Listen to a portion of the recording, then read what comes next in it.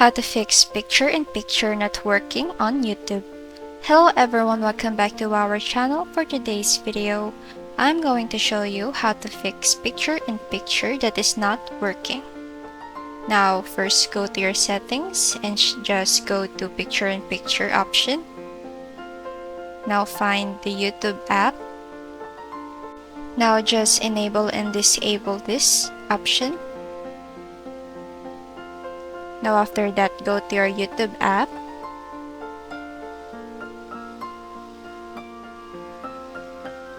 And go to settings. Now go to general. Now enable and disable also this picture-in-picture option right here. And then after that, just refresh your YouTube app.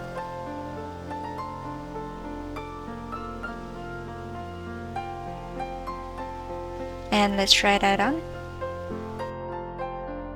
And now as you can see, our video is now playing. Now if that doesn't work, just go to YouTube on Play Store and just simply uninstall and then install your YouTube app, and then that's it. If this video helps you, please give it a thumbs up and consider subscribing for more awesome content like this. Thanks for watching and have a great day.